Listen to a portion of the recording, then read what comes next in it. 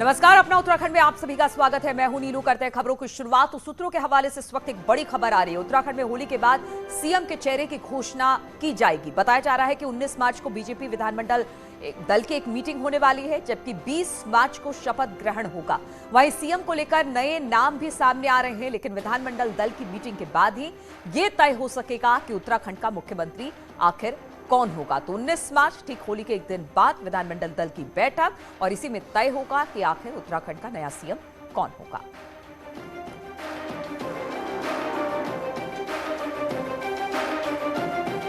और बीजेपी में सीएम पद को लेकर स्थिति अब होली के बाद ही साफ हो सकेगी। 19 मार्च को ही केंद्रीय पर्यवेक्षक आएंगे, तभी नए सीएम के नाम पर मुहर लग सकती है।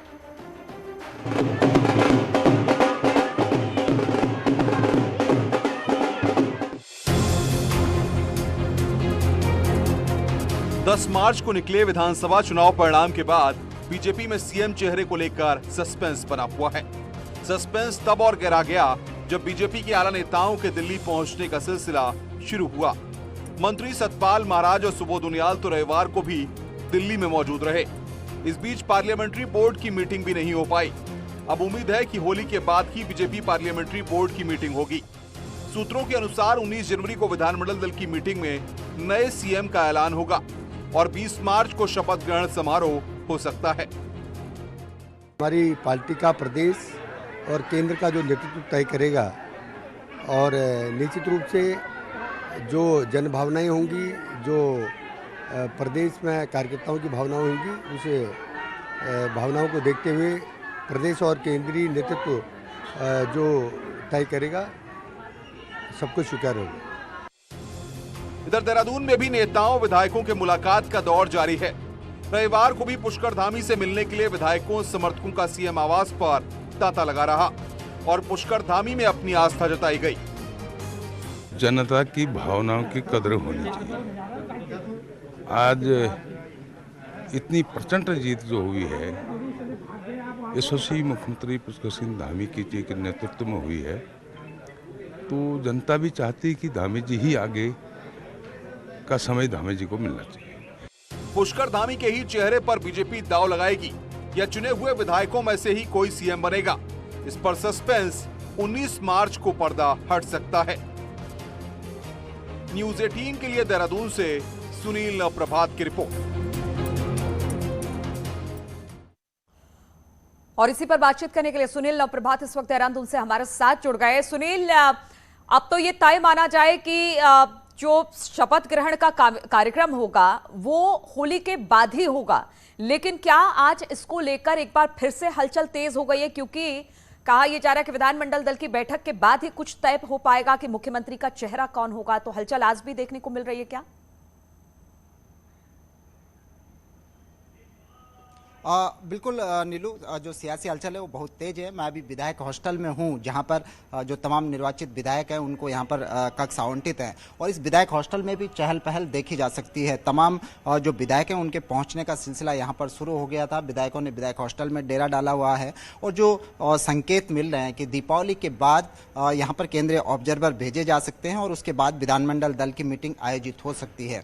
इसमें जो एक अपडेट है नीलू की, चूंकि 18 मार्च को होली का पर्व है और उत्तराखंड में कई स्थानों पर 19 मार्च को भी, खासकर कुमाऊं के कुछ हिस्सों में 19 मार्च को भी होली मनाई जाएगी। तो हो सकता है कि 20 मार्च को विधानमंडल दल की मीटिंग हो और 21 मार्च को शपथ ग्रहण समारोह हो, क्योंकि 24 मार्च से पहले पहले यहां पर सरकार बनाई जानी है संवैधानिक व्यवस्था के तहत। तो इसी दौरान 19, 20 और 21 को जो सरकार है वो अपने फॉर्म में आ सकती है। जो मुख्यमंत्री है उसका फेस यहाँ पर डिक्लेयर किया जा सकता है। बिल्कुल सुनील, जिस तरह से आप बता रहे हैं कि होली 2 दिन मनाई जाती है, तो शायद जो विधानमंडल की दल की जो बैठक है वो 19 को होने की जगह 20 को हो जाए। लेकिन इधर हम दिल्ली में भी देख रहे हैं कि यहाँ पर भी हलचल तेज हो गई है। तो नामों की रेस में कौन शामिल है? क्योंकि सीएम धामी को लेकर जहां पर सहमति बनती विधायकों की दिखाई दे रही है, वहां पर कई और नाम निकलकर सामने आ रहे हैं मुख्यमंत्री रेस के लिए।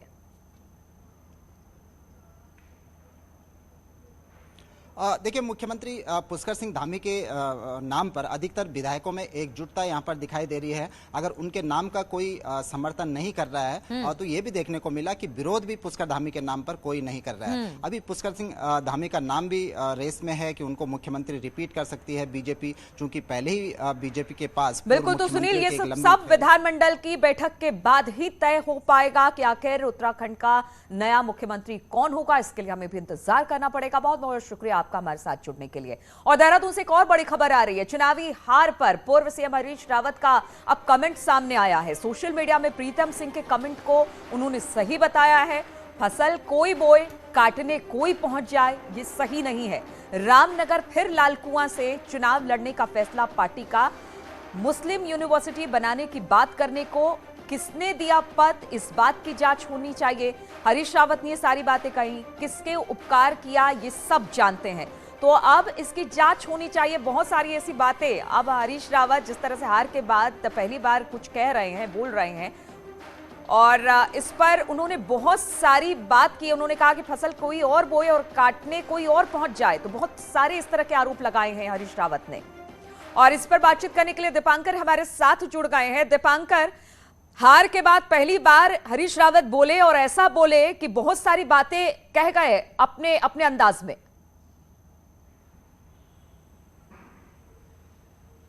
बिल्कुल नीलू, लेकिन सबसे बड़ी बात यही है कि कांग्रेस को अब जिस तरह की स्थितियां रही है पिछले 5 साल में, ये मान लेना चाहिए कि उसके लिए स्थितियां ठीक नहीं है। एक बार फिर से हरीश रावत के बयान ने साफ कर दिया कि कांग्रेस के अंदर गुटबाजी बहुत चरम पर है। इसी गुटबाजी का नतीजा था कि टिकटों के आवंटन को लेकर तमाम तरह की शिकायतें आपस में नेताओं की रही। उसका इलेक्शन में फ्रैक्शन साफ तौर पर दिखे। उसका नतीजा यह रहा कि बड़े बड़े नेता, बड़े बड़े सूरमा इलेक्शन हार गए कांग्रेस के। और अब कांग्रेस जिस बुरी स्थिति से गुजर रही है, उसमें हरीश रावत ने जिस तरह कमेंट किया है, तो हरीश रावत ने प्रीतम सिंह ने बयान दिया किसी पोर्टल को, उस में प्रीतम सिंह ने यह बात कही कि फसल बोई कोई और वहां पर काटने कोई और पहुंच जाए। उनका सीधा यहां पर इशारा कहीं ना कहीं रामनगर में रणजीत रावत की सीट पर था, जब कार्यकारी अध्यक्ष हैं हरीश रावत पहले रामनगर गए, फिर उसके बाद उन्हें लालकुआं शिफ्ट किया गया। तो हरीश रावत ने कहा कि पहले मैं रामनगर भी जब गया और जब मैं लालकुआं भी गया, यह फैसला पार्टी का फैसला था। वही मुस्लिम यूनिवर्सिटी वाला जो विवाद था, अकील जो यहां पर पहले सचिव थे, फिर महासचिव थे, उसके बाद उन्हें यहां पर प्रदेश उपाध्यक्ष बनाया गया। तो उनके बयान को लेकर भी हरीश रावत ने सफाई दी है कि यह देखा जाना चाहिए कि अकील को सचिव किसने बनाया था। तो साफ बात है उसमें प्रीतम सिंह प्रदेश के अध्यक्ष थे, लेकिन हरिद्वार ग्रामीण का प्रभारी दीपांकर, चुनाव से पहले ये सारी बातें निकलकर सामने आई थी कि किस तरह का कलह है, लेकिन आप खुलकर हरीश रावत इस बात को कह रहे हैं कि वाकई कलह के कारण ही आज कांग्रेस इस स्थिति में पहुंची है। बहुत बहुत शुक्रिया आपका हमारे साथ जुड़ने के लिए। और हरीश रावत का वो ट्वीट भी दिखा रहे हैं जिसमें उन्होंने लिखा कि आपको वहां चुनाव लड़ने नहीं पहुंचना चाहिए था। फसल कोई बोए, काटने कोई और पहुंच जाए, ये उचित नहीं है। मैं 2 बार से ये कह रहा था, मैं सभी क्षेत्रों में चुनाव लड़ा। चलिए, अब एक त्योहार की बात कर दी जाती है। फूलदेई त्योहार का हम बात कर ले, जिक्र कर ले यहाँ पर। तो उत्तराखंड में विशेष महत्व इसका है।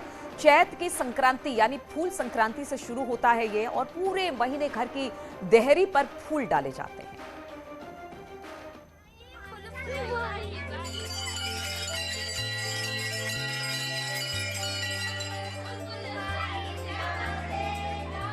जब ऊंचाई वाले इलाकों में बर्फ पिघल जाती है, ठंड से भरे हुए कठिन महीने बीत जाते हैं, जंगलों में रंग बिरंगे फूल खिलने शुरू हो जाते हैं, बुरांस की लाली से जंगल खिल जाते हैं, तब उत्तराखंड का ये त्योहार बड़े ही हर्षोल्लास के साथ मनाया जाता है। विशेष तौर पर ये त्योहार बच्चों का होता है। बच्चे जंगलों से रंग बिरंगे फूल इकट्ठा करके गाँव में स्थित मंदिरों और घरों में डालते हैं। पुरस्कार में बच्चों को चावल, दाल, आटा, मसाले, घी और तेल दिया जाता है। मैं इस अपनी टोली के साथ मंदिर में गया। मैं यहाँ इनके साथ पुजारी बना हूँ। वहाँ इनके साथ फूल चढ़ाए और लोगों के घर घर जाकर उनसे दाल, आटा और चावल मांगा। हम सुबह से फूल इकट्ठा कर रहे हैं और फिर हम मंदिर में गए और लोगों के घर जाकर यह त्यौहार मनाया और उन्होंने हमें दाल, चावल, आटा दिया। उत्तराखंड का ये त्योहार पूर्व में भी बड़े ही हर्षोल्लास के साथ मनाया जाता था। आज भी कई लोग इस त्योहार को याद करते हैं। इस त्योहार की सबसे बड़ी परंपरा ये है कि ये आपसी मिलन और प्रकृति के सौंदर्य का अनोखा प्रतीक है। इसीलिए हर कोई बचपन में मनाए गए इस त्योहार को याद करता है। हमारी यही कोशिश है कि हम आज के बच्चों में अपनी संस्कृति को बनाए रखें और आज भी हमने अपने बच्चों को सुबह से ही फूलदेई के प्रति जागरूक किया है और सबके घर घर जाके इनको फूलदेई के बारे में बताया गया है। फूलदेई त्योहार पहाड़ों में ही नहीं विदेशों में भी बड़े ही खुशी के साथ मनाया जा रहा है। कुछ भारतीय संस्थाएं विदेशों में इस त्योहार को मना रही हैं। पहाड़ों में इगास की तरह ही फूलदेई त्योहार को हर्षोल्लास के साथ मनाया जाना चाहिए ताकि बढ़ते हुए पलायन के बीच फूलदेई त्योहार आकृति को जीवित रख सके। जोशीमठ से न्यूज़ 18 के लिए नितिन सेमवाल की रिपोर्ट। और इस वक्त हम आपको बता दें कि आज सीएम योगी के दिल्ली दौरे का दूसरा दिन है। दिल्ली में वो पार्टी के वरिष्ठ नेताओं से मुलाकात कर रहे हैं। सीएम योगी पार्टी के वरिष्ठ नेता और केंद्रीय मंत्री नितिन गडकरी से उनकी मुलाकात हुई है। गडकरी से करीब 45 मिनट मुलाकात चली है। राष्ट्रपति से भी आज उनके मिलने का कार्यक्रम है। सीएम वहां पर पहुंचेंगे, राष्ट्रपति से मुलाकात करेंगे। केंद्रीय सूचना प्रसारण मंत्री अनुराग ठाकुर और केंद्रीय शिक्षा मंत्री धर्मेंद्र प्रधान से भी आज सीएम योगी मुलाकात करने वाले हैं। लेकिन ये तस्वीरें नितिन गडकरी के साथ उनकी मुलाकात के हम आपको दिखा रहे हैं, जो कि 45 मिनट चली है ये मुलाकात। और अब ये कहा जा रहा है कि मुलाकात खत्म हो गई है। इसके बाद आज राष्ट्रपति से भी मिलने पहुंचेंगे मुख्यमंत्री योगी आदित्यनाथ। केंद्रीय सूचना प्रसारण मंत्री अनुराग ठाकुर से भी आज मुलाकात होनी है और साथ ही साथ केंद्रीय शिक्षा मंत्री धर्मेंद्र प्रधान से भी सीएम योगी मिलने वाले हैं। तो आज सीएम योगी के दौरे का दूसरा दिन है। कल भी इसी तरह से हमने देखा कि मुलाकातों का सिलसिला जारी था और आज भी सुबह सबसे पहले वो नितिन गडकरी से मिलने पहुंचे हैं। नितिन गडकरी से करीब 45 मिनट तक उनकी मुलाकात चली है। ये उस वक्त की तस्वीर है जब आप देख सकते हैं कि किस तरह से ये मुलाकात हुई। आप बताया जा रहा है कि कुछ देर में राष्ट्रपति से भी मिलने पहुंचेंगे सीएम और इसके बाद केंद्रीय सूचना प्रसारण मंत्री अनुराग ठाकुर और फिर केंद्रीय।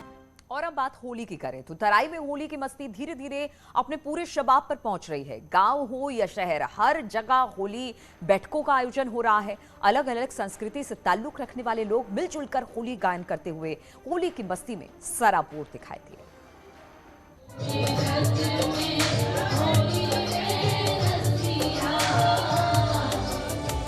रंगों के त्योहार होली को लेकर बाजार सज गए हैं। दुकानों में बच्चों की पिचकारियां, अबीर, गुलाल के साथ तमाम रंग बिक रहे हैं। इस बार होली के सामानों पर महंगाई की मार भी दिख रही है, लेकिन होली का जोश गली मोहल्ले में हो रही होली बैठकों और होली महोत्सव में खूब दिख रहा है।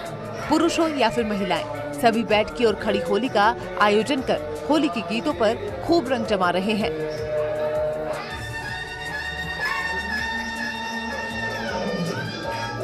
तक संदेश देना चाह रहे हैं। होली जो होता है, कहते हैं कि दुश्मनों की दुश्मनी भी भूल के हम उसको एक हो जाते हैं होली के दिन। तो आज होली के दिन हम यही करें, सभी संस्कृतियों को एक साथ, हरियाणवी, कुमाऊनी, पहाड़ी।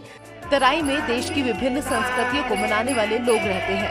यही वजह है कि होली के आयोजनों में सभी संस्कृतियों का मिश्रण भी देखने को मिल रहा है। लोगों ने बड़ा अच्छा सहयोग दिया और हमारे कौशल्या वासियों ने, चाहे कोई कहीं का भी हो, कोई भी हो, अपना परिवार समझकर हमारे साथ सहयोग दिया है। उधम सिंह नगर में होली का रंग खूब जम रहा है और लोग होली के गीतों पर जमकर थिरक रहे हैं और धीरे धीरे होली का त्योहार अपने शबाब पर पहुंच रहा है। न्यूज़ 18 के लिए रुद्रपुर से चंदन बंगारी की रिपोर्ट।